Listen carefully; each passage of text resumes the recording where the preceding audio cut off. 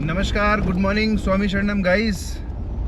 स्वागत है आपका एक और एपिसोड में। अब हम आ रहे हैं मुस्तांग वैली से वापस नीचे मेन लैंड की तरफ और इंडिया की तरफ। तो जैसे ही हम मुस्तांग वैली क्रॉस करते हैं, एक्चुअली क्या है कि बहुत सा एरिया ना मिलिट्री एरिया है, इसलिए हर चीज़ को शूट नहीं कर सकते।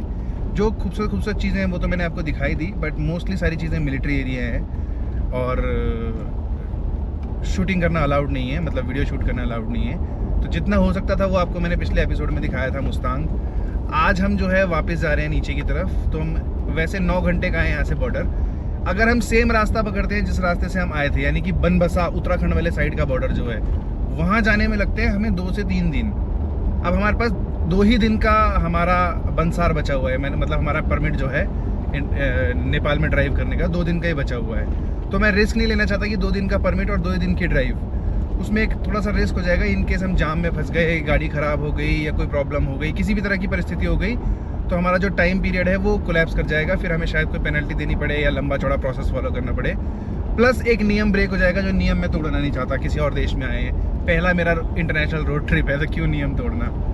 इसलिए हमने चूज़ किया है कि इस बार हम जो है गोरखपुर वाली साइड से जाएंगे। तो गोरखपुर वाली साइड में सनौली बॉर्डर करके एक जगह पड़ती है, वहाँ से हमारा इंडिया और नेपाल का बॉर्डर है। तो इस बार हम वहाँ से बॉर्डर क्रॉस करेंगे। जैसे हम बॉर्डर क्रॉस करेंगे फिर हम डिस्ट्रिक्ट गोरखपुर में आ जाएंगे शायद। और उत्तर प्रदेश में तो एक्सप्रेस वे बने हैं। उसके बाद हम सीधा वहाँ से expressway to expressway घर की तरफ निकल जाएंगे। नेपाल का मैं अगर ओवरऑल एक्सपीरियंस आपको बताऊँ तो सड़कें आपने देखी, ये स्कॉर्पियो आप ओवरटेक करते हुए देख रहे हो, लैंड ऑफ स्कॉर्पियोस या फिर land of 4x4, land cruisers.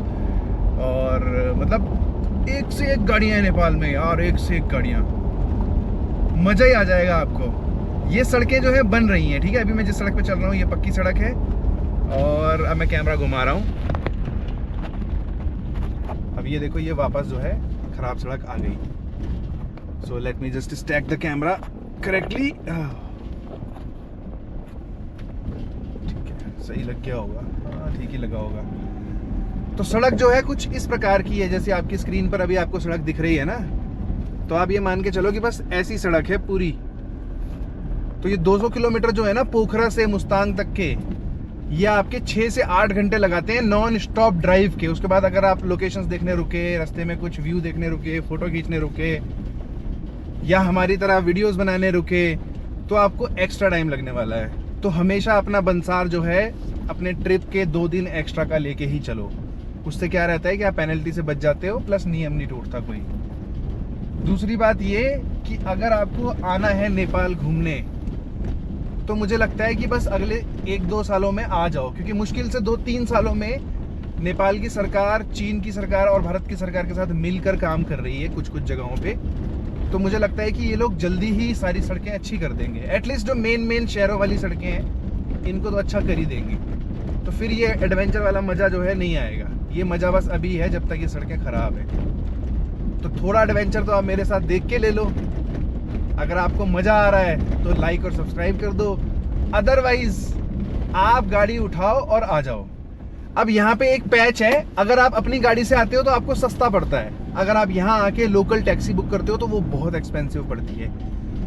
मैं लगभग 2 साल पहले काठमांडू आया था बाई एयर। तो वहाँ पे हमने पोखरा का रोड ट्रिप पता किया था, मतलब पोखरा घूमने का जो पैकेज था वो 2 जनों का स्कॉर्पियो गाड़ी से 30,000 रुपये बताया था, वो भी 2 साल पहले। तो अब तो महंगाई और बढ़ गई है 2 साल में, तो हो सकता है अभी 35,000 के आसपास हो गया हो, 35,000 नेपाली रुपए। और हमारे टोटल इंडिया से यहाँ तक आने के इंक्लूडिंग डीजल, अब सड़क पक्की आ गई है पर आगे पत्थर देखो कैसे टूटा हुआ है। पहले आप ये पत्थर देखो, फिर मैं आपको आगे की कहानी सुनाता हूँ। और ये देखो 4x4 स्कॉर्पियो का स्कॉर्पियो पिकअप, ये साउथ अफ्रीका में बहुत चलती है। पत्थर देखना भाई साहब, पूरा ही नीचे आ रखा भाई, माय गॉड। ओके, मैं कैमरा घुमा रहा हूँ अपनी तरफ। हाँ, तो गाइज मैं ये कह रहा था कि आप लोगों को अगर नेपाल में स्पेशली मुस्तांग वैली घूमना है, अगर आपके पास कोई भी एसयूवी है, या तो 4x4 डीएनए वाली स्कॉर्पियो और बोलेरो हो, या फिर कोई 4x4 एसयूवी हो, तो आप खुद ड्राइव करके आओ, आपको सस्ता पड़ेगा। और यहाँ पे लोकल टैक्सीज वगैरह बुक करना वो थोड़ा सा एक्सपेंसिव पड़ेगा। अगर आप अफोर्ड कर सकते हो तो इट्स अप टू यू। मेरा जस्ट बताने का वो था, क्योंकि मैं ड्राइविंग को ज़्यादा प्रेफरेंस देता हूँ एज़ कम्पेयर टू लोकेशंस। अब मेरा जो टोटल खर्चा आया, वो टोटल खर्चा जब हम इंडिया बॉर्डर पहुँचेंगे, इंडिया क्रॉस कर लेंगे, तब मैं आपको पूरा हिसाब किताब समझाऊंगा कि कितना खर्चा कैसे कैसे आया, कहाँ कहाँ पर कैसे कैसे हम लोगों ने पैसे बचाए। सबसे मेन पार्ट, जैसा कि आपको पता है हम कैरावैनिंग करते हैं, तो हम होटल में 1 रुपया भी खर्च नहीं करते, नॉट अ सिंगल पेनी। मैंने 1 रुपया भी अभी तक होटल में खर्च नहीं किया। बस हमारा जो खाने का थोड़ा बहुत लगता है कि हम 1-2 मील बाहर से खरीदते हैं, 1-2 मील खुद बनाते हैं। तो जब कुछ यूनिक होता है तो हम आपको व्लॉग में दिखाते हैं, जब कोई बस नॉर्मली होता है सेम जो हम रोज करते हैं, तो वो हम आपको व्लॉग में नहीं दिखाते हैं। तो मुझे लगता है कि अगर आपको आना है नेपाल, तो खुद की गाड़ी से आना ज़्यादा अच्छा आइडिया है, क्योंकि किलोमीटर्स में डिस्टेंस ज़्यादा नहीं है। एक टैंक फुल हमने वहाँ कराया था नानक मत्था साहिब में, उत्तराखंड में। वहाँ से वो एक टैंक फुल पूरा हमारा पोखरा तक चल गया था। उसमें भी हाफ के आसपास, हाफ से थोड़ा सा नीचे था टैंक। उसके बाद बाकी का टैंक फुल हमने कराया पोखरा में। नेपाल में डीजल 155 नेपाली रुपए है, यानी कि लगभग हमारा इंडिया का आप मान के चलो 98 रुपीज़ के आसपास। तो सेम ही है, काफ़ी हद तक थोड़ा ऊपर नीचे है। But better part, best part क्या है कि अमेजिंग चीज़ देखो पहले, ये नॉर्मल प्राइवेट नंबर का ट्रक था और 4x4 था। यहाँ चाहिए भाई, यहाँ लैंड ऑफ 4x4 है ये, यहाँ 4x4 ही चलते हैं, या फिर माफिया चलते हैं ऐसे पीछे लॉर्ड वैगनआर। जब बारिश होती है, बर्फ़ होती है ना, तब 4x4 की बहुत ज़रूरत पड़ती है, क्योंकि एकदम कीचड़ ही कीचड़ हो जाता है। तो मेरे ख्याल से अगर आप आने का प्लान कर रहे हो तो बाई रोड ज़्यादा अच्छा आइडिया है, क्योंक't ये जो एक्सपीरियंस है ना, ये अलग ही है, बिल्कुल अलग जिसे कहते हैं। कल तक मुझे लग रहा था, मैं आपको व्यू भी दिखा दूँ साथ साथ, कल तक मुझे लग रहा था, कल इन द सेंस 2 दिन पहले तक, मुस्तांग आने से पहले तक, कि यार ये तो सारा हमारे जैसे ही लग रहा है, क्या इतनी लंबी ड्राइव करके आ गए, इतने पैसे खर्च दिए, मज़ा नहीं आ रहा है। लेकिन जब हम मुस्तांग वैली में एंटर हुए ना, ओए होए, मतलब लद्दाख वाली वाइब्स और विदेश वाला एक्सपीरियंस। आप मान के चलो कि कुछ डिफरेंट फील करना है ना, तो नेपाल में ड्राइव करना है। अलग ही लेवल का एक्सपीरियंस है, अलग ही लेवल का, आपको मजा आ जाएगा।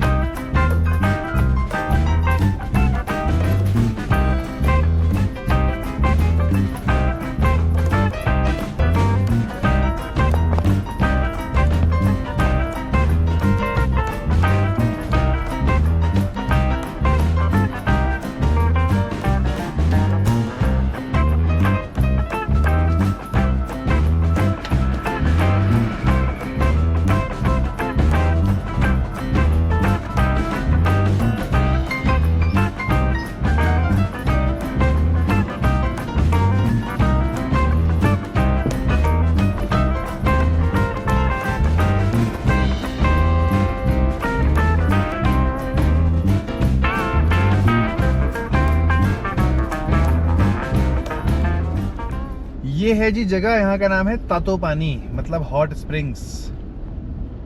तो यहाँ पे हॉट स्प्रिंग्स है नहाने के लिए, बाकी restaurant, coffee shops etcetera etcetera सब कुछ है। ईवी चार्जिंग स्टेशन भी है। नाइस। बसेस खड़ी हैं देखो लाइन से खूब सारी।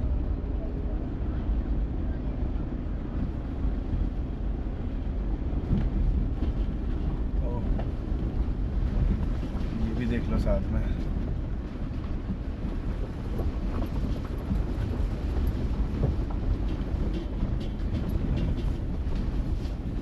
तो ये देखा आपने, लग्जरी प्लस ऑफ रोड, दोनों अनुभव आपको साथ में मिलेंगे सिर्फ और सिर्फ नेपाल में।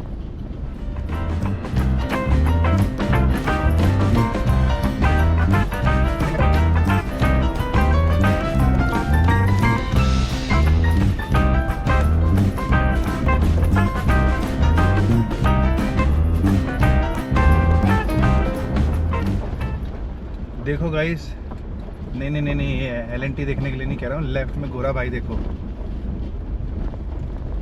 मैं अकेला नहीं हूँ जिसके कीड़े हैं, गोरे भी हैं भाई, गोरे पैदल चले रहते हैं। मुस्तांग वैली आना ना लोगों की बकेट लिस्ट में लिखा रहता है कि मुस्तांग वैली, जैसे लोगों की बकेट लिस्ट होती है कि समुंदर देखना है, किसी की होती है लद्दाख जाना है, किसी की होती है नॉर्दर्न लाइट्स देखनी है, किसी की होती है स्कूबा डाइविंग करनी है।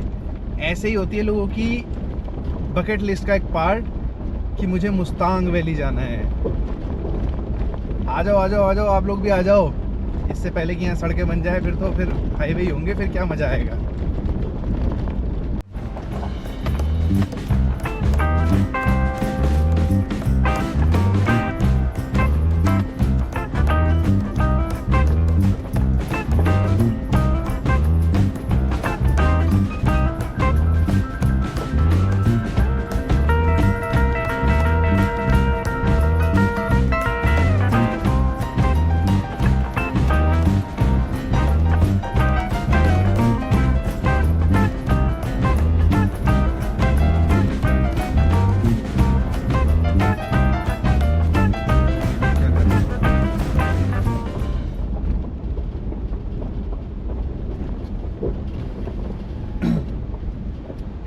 गाइस ऑल वेल, सब ठीक?